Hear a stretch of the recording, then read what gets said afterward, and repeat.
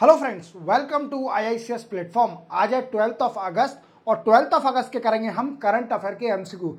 दोस्तों, मैं आपको बताना चाहूँगा कि हमारे एमसीक्यू का वीडियो सुबह 8 बजे आता है, अर्ली मॉर्निंग एट 8 o'clock, जिससे आपको डेली चाय के साथ करंट अफेयर के एमसीक्यू आप जान सके। करंट अफेयर देश विदेश में क्या चल रहा है इसकी एमसीक्यू जान सके और अपना करंट अफेयर और स्ट्रॉन्ग कर सकें और गवर्नमेंट के एग्जाम में सक्सेस हो सके।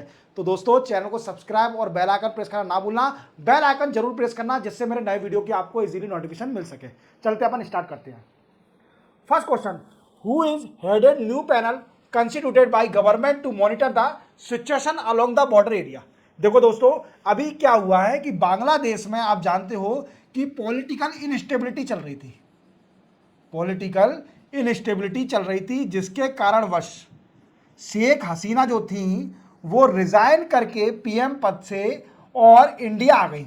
इसी के साथ मोहम्मद यूनिस जो कि नोबल विजेता थे, नोबल पीस प्राइज जीता था 2006 में ऑन द पॉइंट ऑफ ग्रामीण बैंक जीता था, तो वो हेड बन गए इंटरिम गवर्नमेंट के। क्लियर। अब इसी के साथ क्या हुआ कि बांग्लादेश के अंदर कई सारे माइनॉरिटी और हिंदू लोगों पर अत्याचार हो रहा था, एट्रोसिटी हो रही थी। तो इसी कारणवश इंडियन गवर्नमेंट ने एक पैनल बनाने का बोला कि पैनल और कमेटी सेटअप करी जाएगी जो कि मॉनिटर करेगी on the border area between India and Bangladesh, जो कि बांग्लादेश से इलीगल इन्फिल्ट्रेशन हो रहा है उसको रोकने के लिए। और इसको हेड कौन करेगा? Senior BSF officer, border security force, ADJ eastern command के एडीजे जो बीएसएफ ऑफिसर हैं वो इसको हेड करेंगे। और दोस्तों, आप जानते हो कि बॉर्डर सिक्योरिटी फोर्स कहां रहती है? दो बॉर्डर एरिया पर, इंडिया और Pakistan, India and Bangladesh. These force protect the border area of India that connect the Pakistan और बांग्लादेश। क्लियर। चलते अपन नेक्स्ट क्वेश्चन पर। नेक्स्ट क्वेश्चन है, how much of forex reserve by end of 2 August. 2 अगस्त तक हमारा फॉरेन रिजर्व कितना था? तो दोस्तों, हमारा फॉरेन रिजर्व था $674.9 बिलियन। क्लियर। कितना सारा फॉरेन रिजर्व है, समझ रहे हो। और इंडिया की इकोनॉमी भी याद रखना, अभी राइट नाउ हमारी इकोनॉमी है $3.36 ट्रिलियन। क्लियर। और इंडिया ने 2047 तक टारगेट सेट किया है कि $30 ट्रिलियन तक इकोनॉमी ले जाना है। वी कैन से 2047 में हमारे इंडिया की इकोनॉमी हो जाएगी $30 ट्रिलियन। ये सरकार ने डिसाइड करके रखा है। क्लियर। चलते हैं अपन नेक्स्ट क्वेश्चन पर। नेक्स्ट क्वेश्चन है, which institute setup 2 new institute that is performance validation agency and data benchmark institution. देखो दोस्तों, क्या है कि आप जानते होंगे security exchange board of India के बारे में। देखो, security exchange board of India जो कि सेटअप हुई थी 1988 में और इसको स्टैट्यूटरी स्टेटस मिला था 1992 में। अब स्टैट्यूटरी स्टेटस क्या होता है दोस्तों? स्टैट्यूटरी बॉडी क्या होती है?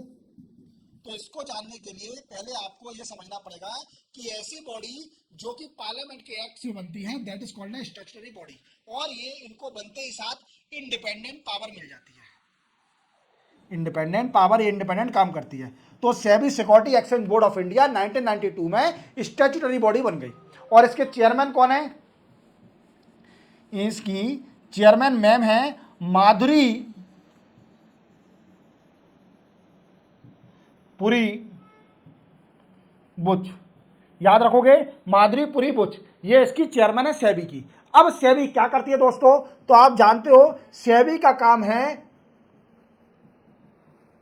To enhance stock market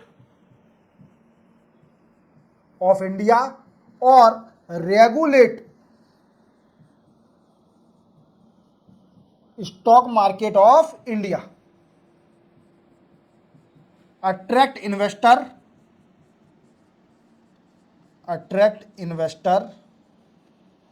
bye providing information to investor. Clear clear clear हो गया। तो क्या है दोस्तों कि सेबी ने 2 इंस्टीट्यूशन सेटअप करे हैं। कौन कौन से? एक है परफॉर्मेंस वैलिडेशन एजेंसी और दूसरे डाटा बेंचमार्क इंस्टीट्यूशन। तो क्या ये सेबी इसका आंसर है? अब ये क्या करेगा इंस्टीट्यूशन? तो दोस्तों ये इंस्टीट्यूशन क्या करेगा? Inform the investor related to Indian stock market. Indian stock market के बारे में इंफॉर्मेशन देने के लिए और अवेयर करने के लिए इन्वेस्टर को ऑफ इंडियन स्टॉक मार्केट के, इसलिए 2 इंस्टीट्यूशन सेटअप करे हैं। किसने? सेबी ने। पहला कौन सा है? Performance validation institution agency, performance validation agency, और दूसरा है हमारा कौन सा? Data benchmarking institution. याद रखोगे। चलते अपन नेक्स्ट क्वेश्चन पर। नेक्स्ट क्वेश्चन है what is bedaquiline, pretomanid and linezolid recently seen in news. देखो दोस्तों क्या है, ये 3 टैबलेट है किसकी? टीबी की। टीबी फॉर वो नहीं देखने वाली, ये ट्यूबरकुलोसिस जो कि बीमारी होती है, ये 3 टैबलेट है। अब इंडिया ने क्या कर दिया है कि ये टैबलेट बड़ी इफेक्टिव हुई है कुछ कंट्री के अंदर, जैसे कि पाकिस्तान में, साउथ अफ्रीका में, और ये टैबलेट का इलाज अप्रोक्सीमेटली ओनली 6 मंथ है। और आपको कुछ नहीं खाना, ट्यूबरकुलोसिस ये सिर्फ 3 टैबलेट खानी है। ये 3 ही टैबलेट खानी है, सिर्फ 6 महीने तक आपको टैबलेट खानी है। आपकी टीबी जो ट्यूबरकुलोसिस बीमारी है वो सही हो जाएगी। जैसे आप जानते हो कई सारे जो पेशेंट हैं टीबी के, वो कई सारी टैबलेट खाते हैं रेगुलरली, और इसका जो इलाज होता है उसका ड्यूरेशन होता है दोस्तों अप्रोक्सीमेटली 18 टू 24 मंथ, 18 से 24 महीने का इसका इलाज होता है। बट इंडिया ने क्या किया है कि ये 3 जो टैबलेट आई हैं नई, जो कि साउथ अफ्रीका और पाकिस्तान में इफेक्टिव हुई हैं, टीबी के कई सारे पेशेंट सही हुए हैं, तो इंडिया ने इसको अप्रूव कर दिया है कि इंडिया में आए, उसे क्लिनिक ट्रायल की जरूरत नहीं पड़ेगी। अब कैसे? देखो दोस्तों क्या है कि अगर इसको, इस टैबलेट को क्लिनिक ट्रायल मिल गया, कहां पर? ऑस्ट्रेलिया, यूएसए, कनाडा, जापान, अगर जिस भी इन चारों कंट्रियों में अगर उसको क्लिनिकल ट्रायल मिल गया है तो ये tablet we can say India में आएगी। और टीबी के जितने भी पेशेंट हैं उसको इन्फॉर्म कर देना कि ये टैबलेट बड़ी इफेक्टिव है। 6 महीने का इसका ड्यूरेशन है इलाज का, और 6 महीने में बड़ी साउथ अफ्रीका और पाकिस्तान में इफेक्टिव रही है। चलते हैं नेक्स्ट क्वेश्चन पर। द स्कीम ऑफ प्रधानमंत्री जीवन योजना एक्सटेंड बाई व्हाट ईयर? देखो दोस्तों प्रधानमंत्री जीवन योजना, ये योजना है दोस्तों किससे रिलेटेड? बायोफ्यूल से रिलेटेड। अब इस स्कीम को एक्सटेंड कर दिया है 5 साल के लिए, 2028-29 तक कर दिया है। 2028-29 तक इसको 5 साल के लिए इस स्कीम को एक्सटेंड कर दिया है। अब स्कीम में क्या है दोस्तों? तो ये क्या करती है? ये provide, this scheme provide incentive to farmer for residue crop. आप जानते हो कि हमारे इंडिया में एक ब्लेंडिंग, बायोडीजल और बायो इथेनॉल, ये इथेनॉल को ब्लेंडिंग करने का बोला है। इंडिया ने क्या बोला है कि देखो आप जानते हो कि सबसे बड़ा मेजर फैक्टर क्या है क्लाइमेट चेंज का? क्लाइमेट चेंज का सबसे बड़ा मेजर फैक्टर है कार्बन बाई प्रोडक्ट, जो कि व्हीकल में से निकलता है। That is called a major factor to increase the climate change, to increase the climate change in the world. तो इसको रिप्लेस करने के लिए, जो फ्यूल है इसको रिप्लेस करने के लिए सरकार ने इथेनॉल और बायोडीजल को ऐड करने का प्रस्ताव दिया था। वी कैन से ब्लेंडिंग करने का सोचा, और पॉलिसी भी आई, और इसको ब्लेंडिंग भी करा जा रहा है जिससे का पॉल्यूशन कम हो। क्लियर? तो जो योजना है प्रधानमंत्री जीवन योजना, वो एक्सटेंड कर दिया 5 साल के लिए, और ये योजना है वो किससे रिलेटेड है? बायोफ्यूल से रिलेटेड है। याद रखोगे। चलते हैं अपन नेक्स्ट क्वेश्चन पर। Who was appointed new cabinet secretary of India? देखो नए कैबिनेट सेक्रेटरी बन गए, और ये है टीवी सोमनाथन। टीवी सोमनाथन, और सबसे पहले थे राजीव गौबा। राजीव गौबा जी थे जो कैबिनेट सेक्रेटरी, वो अब रिटायर हो रहे हैं, और टीवी सोमनाथन जी अब नए कैबिनेट सेक्रेटरी बनेंगे। याद रखोगे, यूनियन गवर्नमेंट में। चलते हैं नेक्स्ट क्वेश्चन पर। Which country conferred grand collar of the order award to president of India. देखो दोस्तों, मैं आपको हर लेक्चर में बता रहा हूं कि हमारे जो राष्ट्रपति हैं, प्रेसिडेंट हैं, वो 3 कंट्रियों की विजिट पर गए हैं, 3 कंट्री की विजिट पर। अब वो कंट्री कौन कौन सी हैं? तो पहली है दोस्तों फिजी, दूसरी है न्यूजीलैंड, और तीसरी है टिमोर लेस्टी। क्लियर? अभी ये 2 कंट्री में तो हुआ है हमारे प्रेसिडेंट साहब, अभी ये टिमोर लेस्टी में है। और टिमोर लेस्टी एक कंट्री है जो कि छोटा सा आइलैंड है, island in south east Asia में। कहां पर दोस्तों? साउथ ईस्ट एशिया में। यहां पर प्रेसिडेंट को सम्मानित किया grand collar of the order of the Timor Leste, इस कंट्री ने सम्मानित किया। और ये हाईएस्ट ऑनर है, इस कंट्री का हाईएस्ट ऑनर है, याद रखोगे, ये सबसे बड़ा ऑनर है इस कंट्री का। अब क्या हुआ है दोस्तों कि अब इसमें डिस्कशन क्या क्या हुआ है, ये भी जानना बहुत जरूरी है कि डिस्कशन किस पॉइंट पे है। देखो क्या है कि टिमोर लेस्टी क्या है, इंडिया बिल्ड न्यू एम्बेसी, अपनी एम्बेसी बनाएगी इन टिमोर लेस्टी, यहां पर अपना एम्बेसी बनाएगी। और हमारे राष्ट्रपति साहब ने, जो कि द्रौपदी मुर्मू जी हैं, उन्होंने, जो कि इंडियन ओरिजिन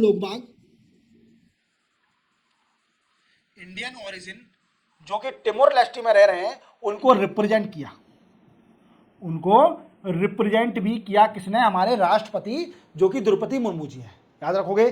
चलते अपन नेक्स्ट न्यूज पर। नेक्स्ट क्वेश्चन है what is Neel Kurinji recently seen news. देखो दोस्तों, नील खुरिंजी एक प्लांट स्पीसीज है। क्या है दोस्तों? नील खुरिंजी आप देख पा रहे होंगे, प्लांट स्पीसीज। ये फूल इसमें आते हैं 12 साल में, देख रहे हो, 12 साल लग जाते हैं इसको खिलने में। आप समझ रहे हो, ये प्लांट यूनिक प्लांट है, इसमें फूल आते हैं 12 साल में, मीन्स 12 ईयर में इसमें फूल आते हैं। और इसको IUCN ने, international union of conservation of nature ने अपनी रेड लिस्ट में ऐड कर लिया है, रेड लिस्ट में ऐड कर लिया है। अब रेड लिस्ट क्या होती है? देखो दोस्तों, मैंने आपको बताया कई सारी ऐसी स्पीसीज प्लांट की और एनिमल की जो कि वनरेबल है, थ्रेटन है, या फिर ये कई सारी जितनी भी हैं नियर थ्रेटन है या फिर एंडेंजर स्पीसीज है, तो इनको अलग अलग कैटेगरी में डिवाइड कर दिया रेड डाटा बुक में। और ये कौन निकालता है? International union of conservation of nature, इसकी ये बुक है। अब इस प्लांट स्पीसीज को थ्रेटन स्पीसीज में ऐड कर लिया है, थ्रेटन स्पीसीज में ऐड कर लिया है। अब इसको प्रोटेक्शन मिलेगा क्योंकि ये यूनिक प्लांट है, इसमें 12 साल में फ्लावर आते हैं, मींस 12 ईयर में फ्लावर आते हैं। मींस समझ रहे हो आप मेरी बात को? कुंभ का मेला हर 4 साल में आता है, हर 4 साल में कुंभ का मेला आता है डिफरेंट लोकेशन पे। और ये भी कुंभ के मेले से ही बड़ा है, ये 12 साल में इसमें फूल आते हैं। समझ रहे हो आप मेरी बात को? चलते हैं अपन नेक्स्ट क्वेश्चन पर। नेक्स्ट क्वेश्चन है विच एनजीओ गेव रिपोर्ट। ये रिपोर्ट गलत लिख दिया है, इसी एनजीओ का नाम ही लिख दिया। इसका नाम है दोस्तों रिपोर्ट का state of health care in rural area, report 2024। और ये दोस्तों एनजीओ का नाम है transform rural India development intelligence unit, इसने ये रिपोर्ट निकाली है। अब दोस्तों इस रिपोर्ट में क्या बोला है इन्होंने? इस रिपोर्ट में बोला है कि जो रूरल हाउस होल्ड हैं वो कई डिफिकल्टी फेस कर रहे हैं। व्हाट आई मीन्स, उनके पास हेल्थ इंश्योरेंस की बड़ी कमी है। जैसे अभी बोला जा रहा है कि जो 50% है रूरल हाउस होल्ड, सिर्फ उनके पास गवर्नमेंट का हेल्थ इंश्योरेंस है, सिर्फ 50% के पास गवर्नमेंट का हेल्थ इंश्योरेंस है, लाइक आयुष्मान कार्ड। ठीक है, फिर बोला है कि 34% do not have health insurance, means 34% जो लोग बाग हैं उनके पास हेल्थ इंश्योरेंस नहीं है रूरल में। और अगर देखा जाए तो 61% of the rural house hold do not have the life insurance, कोई इंश्योरेंस ही नहीं है 61% पर। डेटा याद रखना, मैंने डेटा बता रहा हूं आपको। और दूसरा क्या बोला कि 21.2% people do not have access to the government subsidise we can say medicine under Jan Aushadhi योजना, मीन्स जो 21.2% पॉपुलेशन है वो गवर्नमेंट की जो सब्सिडाइज मेडिसिन दी जाती है किसके अंदर, प्रधानमंत्री जन औषधि योजना के अंदर जो स्टोर बने कई सारे, वो उसका बेनिफिट नहीं ले पा रहे हैं। तो इसमें कई सारे फैक्ट दिए इस एनजीओ ने, हाउस होल्ड में सर्वे करा और रूरल एरिया में सर्वे करने के बाद ये डाटा निकला है। क्लियर, याद रखोगे एनजीओ का नाम। चलते अपन नेक्स्ट क्वेश्चन पर।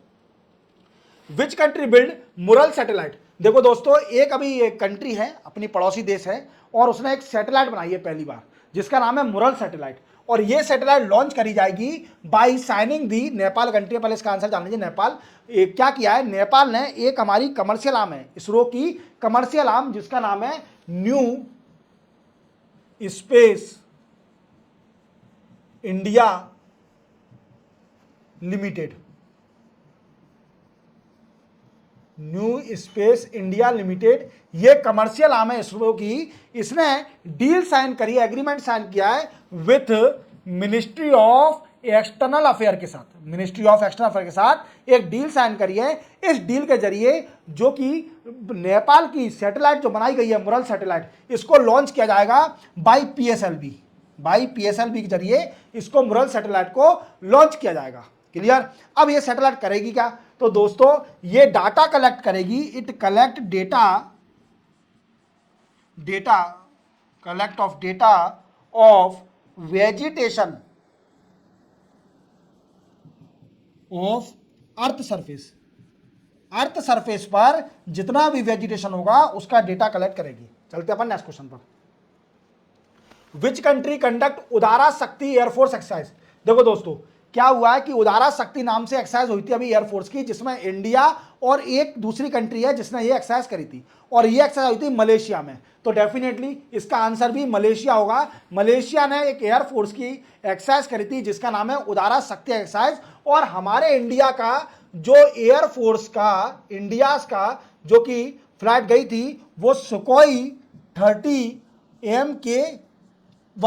MK1 गया था इस एक्सरसाइज में, और ये वापस आ गया है। तो ये Udara Shakti exercise, it is exercise air force exercise between India and Malaysia country. याद रखोगे। चलते अपन नेक्स्ट क्वेश्चन पर। नेक्स्ट क्वेश्चन है which day is observe as a world lion day. देख पा रहे होंगे ये बैठा है बब्बर शेर, और बब्बर शेर दिख जाए तो हालत अच्छा का पसीना छूट जाता है। और इनको वी कैन से एप्रिसिएट करने के लिए लॉयनों को एक दिन भी ऑब्जर्व किया जाता है जिसको बोलते हैं अपन 10 अगस्त को ये ऑब्जर्व किया जाता है world lion day. World lion day observe किया जाता है किस डे, 10 अगस्त को। क्लियर।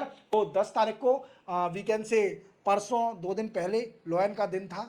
ठीक है, और लॉयन बड़े खुश होंगे, केक में काटा होगा लॉयन लोगों ने। क्लियर। चलते हैं अपन नेक्स्ट क्वेश्चन पर। विच IIT develop issue for live location tracking. देखो दोस्तों, एक IIT है जिसने क्या किया है, लाइव लोकेशन ट्रैकिंग के लिए एक ई शूज बनाया है, इलेक्ट्रॉनिक शूज। ये शूज दिखते तो एक जैसे हैं, पर जो इनका सोल होता है उसमें कुछ इलेक्ट्रिक इंस्ट्रूमेंट लगे रहते हैं जो क्या करेंगे, लाइव ट्रैक करेंगे। किसको, और कौन सी IIT है, IIT इंदौर। IIT इंदौर ने बनाया है, शायद दिल्ली गलत लग गया मेरे से। क्लियर, मेरी टेक्निकल टीम ने गलत लगा दिया। ठीक है, तो दोस्तों IIT इंदौर ने क्या किया है, एक लाइव ई शूज बनाया है फॉर लाइव लोकेशन ट्रैकिंग के लिए। एक शूज बनाया है, ये किसके लिए, जो आर्मी के पर्सनल होते हैं, आर्मी पर्सनल, उनको ट्रैक करने के लिए, उनको ट्रैक करने के लिए। अब आपके मन में डाउट आ रहा होगा कि सर ठीक है, अच्छी बात है, पर इसको कुछ इलेक्ट्रिसिटी या फिर एनर्जी की जरूरत तो पड़ेगी तभी तो ये काम करेगा। तो इसके अंदर दोस्तों एक बड़ी अच्छी चीज लगी है इसके अंदर, जिसको हम बोलते हैं tribo electric nano generator technology. क्या बोलते हैं, tribo electric nano generator technology. ये क्या करेगी टेक्नोलॉजी, ये इलेक्ट्रिसिटी जनरेट करेगी। It generate electricity generate by human motion.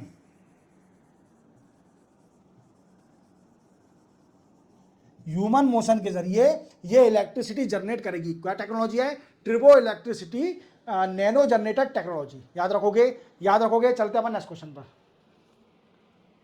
Who inaugurate Punjab help centre launch at Indira Gandhi international airport to assist NRI। Non resident Indian को assist करने के लिए किसने अभी इनॉग्रेट किया है पंजाब हेल्प सेंटर। तो आप देख पा रहे होंगे दिल्ली के अंदर है इंदिरा गांधी इंटरनेशनल एयरपोर्ट। और ये कौन है? सीएम ऑफ पंजाब, जिनका नाम है भगवंत मान। और ये बिलोंग करते हैं आम आदमी पार्टी से। कहां से बिलोंग करते हैं? आम आदमी पार्टी से। और ये किसने करा है? भगवंत मान जी ने इनॉग्रेट किया है। अब ये पंजाब हेल्प सेंटर करेगा क्या? देखो दोस्तों, ये क्या करेगा, जितने भी एनआरआई हैं उनको असिस्टेंस देगा, असिस्ट करेगा।